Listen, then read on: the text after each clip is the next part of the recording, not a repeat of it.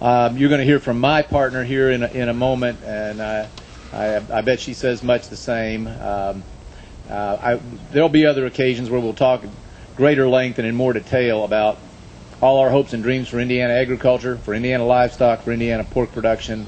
I think you know, I hope you've noticed over 2.5 years we meant what we said, that we would be the most pro-agriculture administration of your lifetime, that we would have an articulated strategy for making agriculture once again as big a part of the Indiana economy and of life in Indiana as it possibly can be, that we would create a Department of Agriculture and find the best talent we could to lead it. Andy Miller is here embodying that commitment.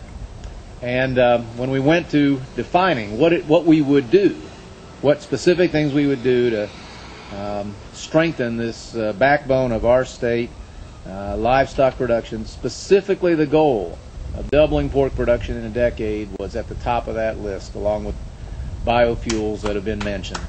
And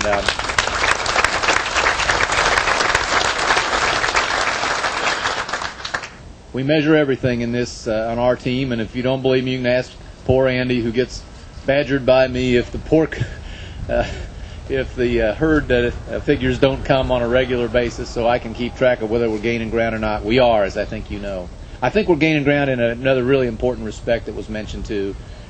I think slowly maybe, but steadily, more and more of our fellow citizens, the people we really, I think, hold the state fair to reach in this modern era, are coming to understand what was said here earlier about how central agriculture is, how different, how much improved in ways they might care about modern agriculture is. And this is a message that Becky and I try to carry everywhere we go. I know this organization is doing a great job of that. I think if you talk to Andy, as I do, you will see across the state, here and there, the superstition fading, the misunderstandings, the misconceptions beginning to be corrected.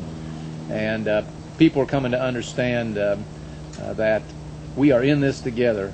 You know, to me, today's state fair, we've spoken the language of partnership, almost everybody who came through here.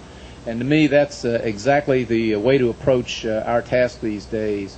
And in the very largest sense, the partnership ultimately that matters most is between rural and urban, between producer and consumer, between all the geographies and all the walks of life that make up Indiana. And it's to them that we try to speak about your industry and related agricultural industries, and how important it is to every single citizen of this state, whether they live on a farm in Hancock County or on the border of this property in inner city Indianapolis.